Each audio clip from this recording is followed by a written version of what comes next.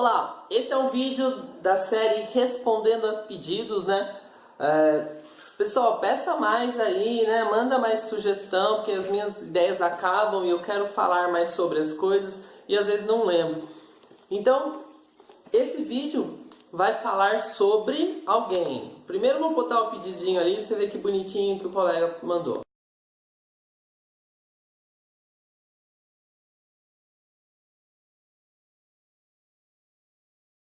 Esse vídeo vai debater a ética do filósofo Spinoza.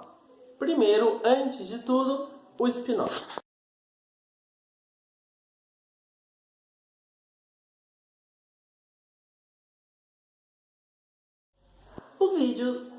O livrinho, né, do Spinoza, que foi escrito há muito tempo atrás, que é um livro de debate muito, até porque vai debater até uma questão do ateísmo do Spinoza, que eu particularmente, ao ler, eu discordo bastante. Foi escrito em 1677. É um livro difícil, eu acho, um pouco, né, um livro de uma leitura complexa, porque ele vai escrever num método meio geométrico, né, matemático, né, um axiomático dedutivo, como é escrito. Então é um livro um pouco difícil de ser lido, mas depois que você pega o jeito ali, depois que você entende o sistema metodológico dele, você vai embora tranquilo. Acho que até o meio da primeira parte você ainda vai sofrer um pouquinho, depois vai tranquilo. E isso se você não é acostumado com esse tipo de coisa. Fora isso, eu acho que é um livro tranquilo. Olha o livro aí.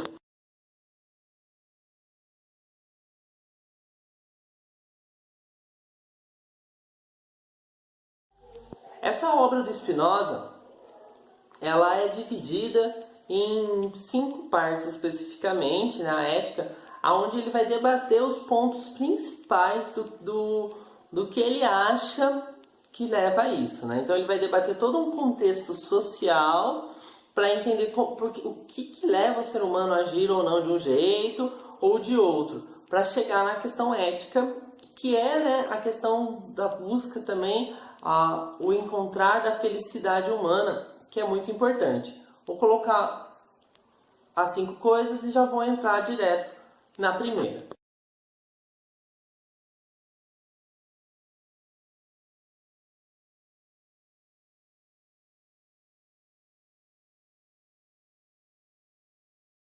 Primeira parte é o debate sobre Deus.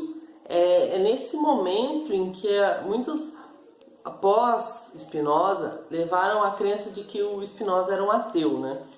Ele Descartes, assim, também, que eu também discordo, mas então ele vai debater isso. O que ele vai debater, né? Qual é o confronto do Spinoza com a imagem do divino? O Spinoza, ele coloca Deus como uma substância infinita, mas uma substância infinita natural. Ele coloca Deus como parte consequente de todas as coisas, né? Onde tudo que existe, tudo que nós temos é parte e ligado a essa coisa dessa substância infinita, criadora de tudo. Ele não está negando a existência de Deus, de certo modo ele está negando mais a consciência, né, a influência de um Deus cristão, mas ele não nega um Deus em si, pelo menos não do meu ponto de vista. Que eu não devia aparecer aqui, né? Mas tudo bem. Ele entra na ideia de modo, né? Ele coloca como o modo como se fossem modo de módulos, né? De partes de Deus. E todas as coisas são como uma construção obrigatória e dependente da existência disso, né? Dessa substância infinita. Porque nós somos finitos, mas nós fazemos parte dessa energia e dessa substância infinita, que é, a grosso modo, uma visão de Deus. Então ele já vem debatendo essa reflexão, esse entendimento que vai ser gerado lá no fim, depois, que é muito importante, né? A gente entender a relação humano-Deus e a finitude e infinitude de Deus, e Deus como parte natural das coisas, Deus como a natureza, né? Nós somos um animal vivido na natureza, né? Então nós estamos morando na natureza, nós vivemos da natureza e somos parte dela. E Deus é tudo isso, tudo que existe. É mais ou menos isso que ele pensa. Eu não vou entrar na cosmologia do Spinoza, eu vou ficar debatendo a visão de Deus do Spinoza, porque não é o intuito do vídeo, nem das outras coisas, né? O importante é a gente chegar na ética. Mas é bom entender esse processo que o Spinoza está fazendo. Vamos para o 2.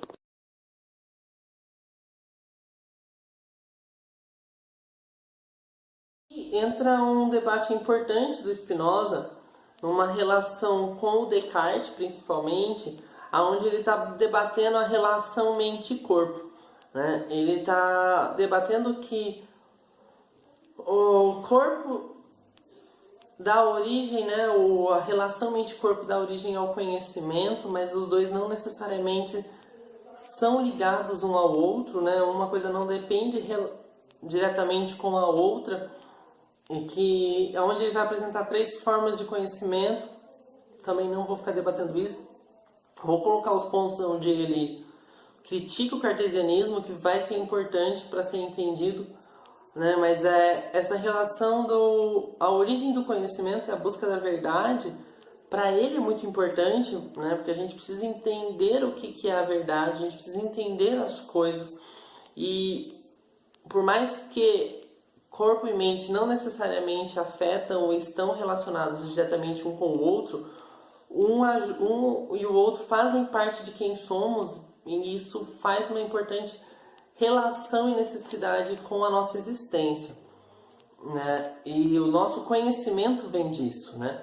O conhecimento, ele vem da sensação física, ele vem do confronto do que a gente aprende, do que a gente vivencia, e isso tudo gera o conhecimento, e a busca da verdade vem de tudo isso, né? Dessa análise, dessa compreensão da relação mente-corpo, e a ética também vem disso, né? E por isso é importante o debate que ele vai trazer disso, dessa análise inicial para a gente chegar à ética. Eu vou colocar os tópicos, mas eu vou passar direto para o terceiro.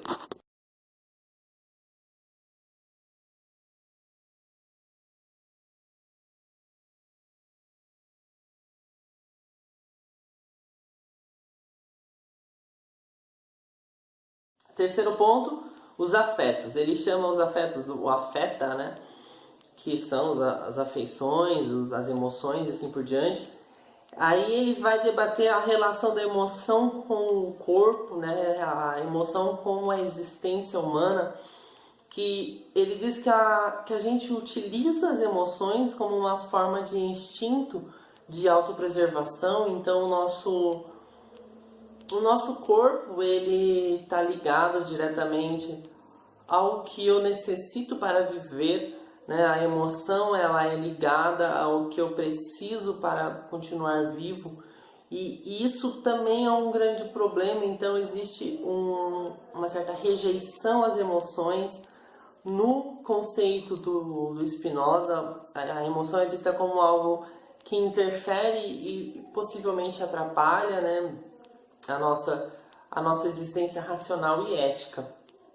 Mas então ele vai fazer esse debate, esse confronto do que é a emoção na existência humana, onde ele apresenta essa coisa da autopreservação. Então a emoção, ela te leva à busca do se manter vivo, o que também não é uma coisa tão racional assim. Então a gente entra num outro campo, né? Também você já entra aí que está aquela divisão, aquela separação que hoje em dia a gente faz, e há muito tempo também a gente já faz na sociedade, que é a relação do pensar ou agir, né? Do emocional, a emoção e a razão. Vamos para o quinto ponto.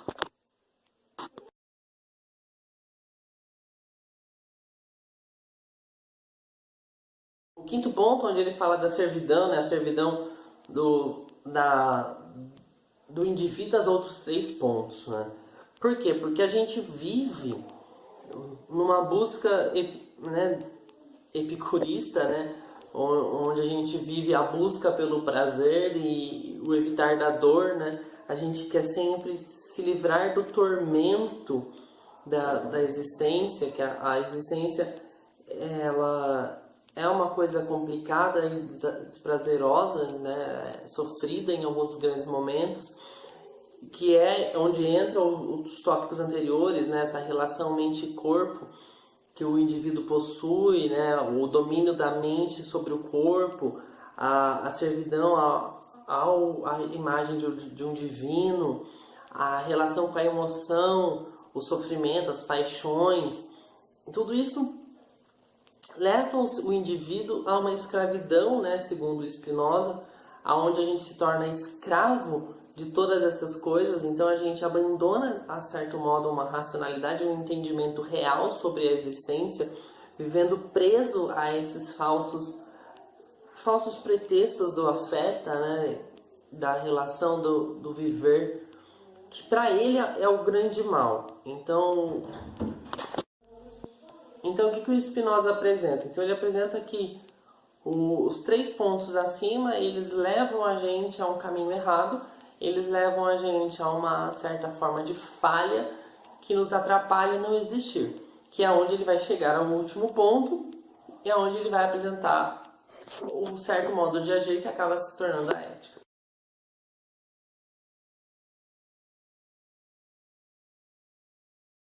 O que é então a última parte, né? O poder do intelecto e a liberdade humana?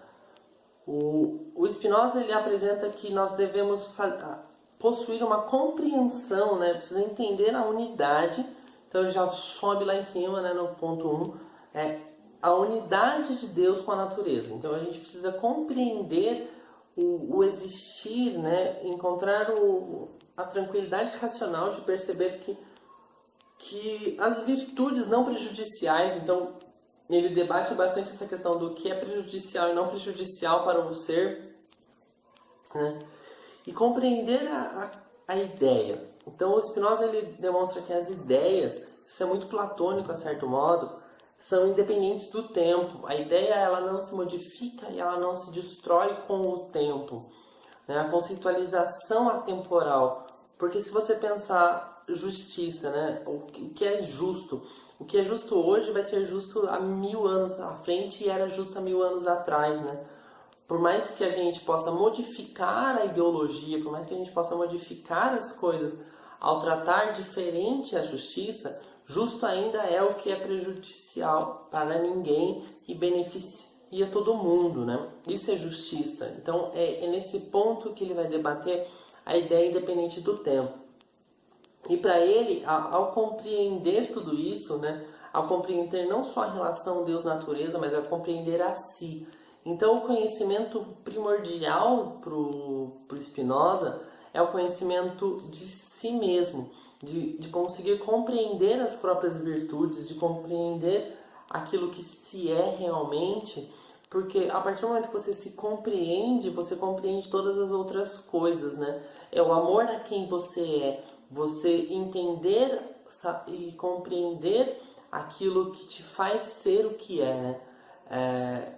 E isso é muito importante para a questão da ética, né? Porque você vai ser justo consigo, você vai conseguir agir de uma forma que você busque sempre o que é correto, principalmente para você, né? E o amor a si também é um amor a Deus, a certo modo, o que eu acho engraçado da pessoa chamar ele de ateu, porque se todas as coisas estão nessa substância infinita ligada a toda a existência, você também faz parte de um modo divino.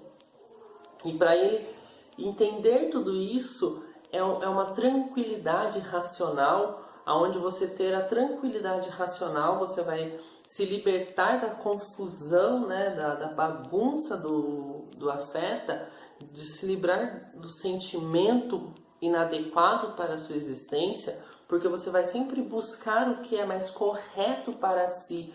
E buscar o que é correto para si, consequentemente, também é buscar o que é correto para o outro, né? Porque se você não quer o prejuízo para si, você não quer o prejuízo para o outro. Porque se o outro estiver prejudicado, ele prejudicará a você.